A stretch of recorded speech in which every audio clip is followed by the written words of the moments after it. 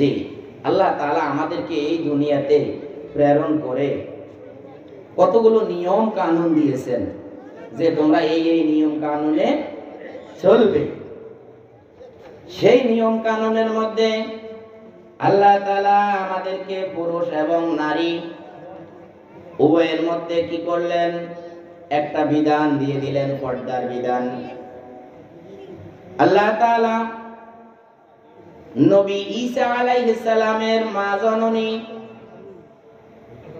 মারিয়াম আলাইহিস সালামের পর্দাকে কেন্দ্র করে তিনি যে পর্দাভাবে চলেছেন, সেই জিনিসটা আল্লাহ তাআলার কাছে এত বেশি পছন্দ হয়েছে, সেই জিনিসটাকে পবিত্র কোরআনে শেষ নবী মুহাম্মদ সাল্লাল্লাহু আলাইহি সাল্লামের পবিত্র মহা দাওয়া দেওয়া মুহাম্মদ সাল্লাল্লাহু আলাইহি সাল্লামকে দেওয়া পবিত্র মহা গ্রন্থ আল কোরআনে কোট করে এনে বলেছেন।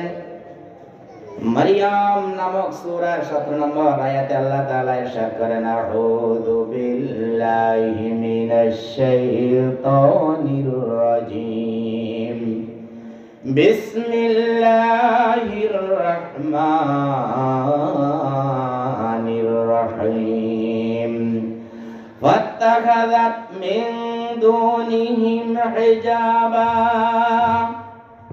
আল্লাহ তাআলা ইরশাদ করেন, ফাত্তাখাযাত মিন দুনিহিম হিজাবা। মারিয়াম আলাইহিস সালাম যখন বাইতুল মুকাদ্দাসের পূর্ব সাইডের মেহরাবে যখন তাকে অবস্থান করতে দিলেন, তৎকালীন সেই বাইতুল মুকাদ্দাসের ইমাম সাহেবের মেয়ে বাইতুল মুকাদ্দাসের ভিতরে তাকে থাকতে দিলেন। তিনি কি করলেন, মোটা একটা কাপড়কে পুরা লম্বা করে টানিয়ে দিলেন, যাতে করে তৎকালীন সেই সময়ের পুরুষরা তাকে না দেখতে পায়। ভাইরা আমার, আল্লাহ তাআলা এই পর্দা টেনে দেওয়ার কারণে তিনি যে হেফাজত ভাবে থাকতেন, এটা পছন্দ হওয়ার কারণে পবিত্র মহাগ্রন্থ আল কোরআনে দিয়ে দিয়েছেন, যেটা কিয়ামত পর্যন্ত মানুষ পড়তে থাকবে এবং মানুষ বলতে থাকবে। সূরা আহজাবে 53 নম্বর আয়াতে আল্লাহ তাআলা ইরশাদ করেন, ওয়া ইযা সাআলতুমুহুন্না মাতাআন। রাসূল আকরাম সাল্লাল্লাহু আলাইহি সাল্লাম এর সাথে দেখা করার জন্য মানুষ বিভিন্ন দূর দূরান্ত থেকে আসতো। বর্তমান মোবাইলের দিন, মোবাইল করে আসে যে হুজুর আপনি বাড়িতে আছেন কি নাই, কিন্তু আগে তো মোবাইল ছিল না, মানুষ দূর দূরান্ত থেকে আসতো, অথচ আসে দেখতো রাসূল বাড়িতে নাই। তখন পর্দারও বিভিন্ন আয়াত তেমন নাজিল হয় নাই, এই জন্য মানুষ এমন ভাবে কথা বলতো রাসূলের স্ত্রীদের কাছে যে রাসূল কোথায় গেল, কখন আসবে। রাসূলকে যদি দেখতেই না পাই তাহলে কিছু বলেন, রাসূল কেমন করে কি রাসূল পছন্দ করতেন। এইভাবে রাসূলের স্ত্রীদেরকে বিভিন্ন প্রশ্ন করত। তখন রাসূল বললেন, ওয়াইদা সাআলতুমুহুন্না মাতা, তোমরা যদি কোনো ব্যাপারে রাসূলের স্ত্রীদের বলতে কিয়ামত পর্যন্ত যত মুমিন মুমিনাত দুনিয়াতে আসবে, যদি তুমি কারো কোনো মহিলার কাছ থেকে কোনো জিনিস জানতে চাও তাহলে ফাসআলুহুন্না মিন ওয়ারাই হিজাব, তুমি কি করবে, হিজাবের পর্দার আড়াল থেকে তুমি তাকে প্রশ্ন করবে। যালিকুম আতহারুল কুলুবিকুম ওয়া কুলুবিহিন্না, যালিকুম, এই জিনিসটা যদি তুমি পর্দা মেইনটেইন করো তাহলে তোমাদের অন্তর এবং রাসূলের স্ত্রীদের অন্তর তথা কিয়ামত পর্যন্ত যত মুমিন মুমিনাত আসবে সবার অন্তরগুলো পবিত্র থাকবে। ভাই দেখেন, রাসূলুল্লাহ সাল্লাল্লাহু আলাইহি সাল্লামের স্ত্রীগণ ওই সময়ের যুগের সবচেয়ে পবিত্র স্ত্রী ছিলেন। অনেকে অন্য স্বামীর আগে ঘর করেছেন, এমন হতে পারে যে এই স্বামীরা হয়তো অপবিত্র, এই কারণে তাদের সাথে তাদের সংসার টিকে নাই। যেই স্ত্রীকে রাসূল প্রথম বিয়ে করেছেন তাকে বলা হতো খাদিজাতুত তাহিরা, সবাই তাকে পবিত্র বলে জানতো। তাহলে তার আগে বিয়ে হলেও হয়তো স্বামীদের ওইভাবে তাহির না, পবিত্র না হওয়ার কারণে হয়তো তাদের ঘর ভেঙে গেছে, কিন্তু পরিশেষে রাসূল আকরাম সাল্লাল্লাহু আলাইহি সাল্লামের কাছে এসে পৌঁছে গেল। আল্লাহর রাসূল সাল্লাল্লাহু আলাইহি ওয়াসাল্লাম বলেন, এই কথাগুলো বলার পরে আজকের মেয়েরা অনেক সময় বলে যে এত কঠিন কি মানা যায়, অথবা আমাদের অন্তর পরিষ্কার, আমাদের দিল পরিষ্কার। যারা বেশি পর্দা করে, ঘন্টা দেয়, তাদের ভিতরে ভুলটা বেশি, এমন কথা বলে আমাদের অঞ্চলে। যে আমরা যারা কথা বলি ফুসফাস, আমাদের মনে কিছু নাই। ও ভাই, এই জন্য সূরা নূরের 26 নম্বর আয়াতে আল্লাহ তাআলা ইরশাদ করেছেন, আল খাবিসাতু লিল খাবিসিনা ওয়াল খাবিসুনা লিল খাবিসাতি ওয়াত তাইয়্যিবাতু লিত তাইয়্যিবিন ইলা আখিরিল আয়া। আল্লাহ তাআলা কত যত্ন করে মাখলুকাত, সৃষ্টির সেরা জীব মানুষকে সৃষ্টি করেছেন। সেই মানুষকে যারা পর্দা পশিদা মতো চলে না, সেই ছেলে হোক, মেয়ে হোক, নারী হোক, পুরুষ হোক, আল্লাহ তাআলা এখানে পর্দার ব্যাপারে সর্বপ্রথম এনেছেন নারীদের কথা। নারীরা থাকবে ভিতরে, তারা কেন বাইর হবে? বাইর হওয়ার কারণে পুরুষ লোকটার চোখে পড়েছে। এই জন্য আল্লাহ তাআলা সবার আগে আল খাবিসাতু, মেয়েদেরকে মেয়ের এই শব্দটা এনেছে, নারী শব্দটা এনেছে।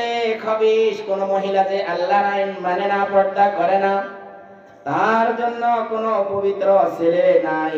ইল খাবিসিনা, ওই খবিস মহিলার জন্য রয়েছে ওই একজন খবিস পুরুষ। খবিস কোন নারী কোনদিন কোন ভালো পুরুষ পাবে না ভাই। ওয়াল খাবিসুনা লিল খাবিসাত, যেই লোকটা হলো খবিস, সেই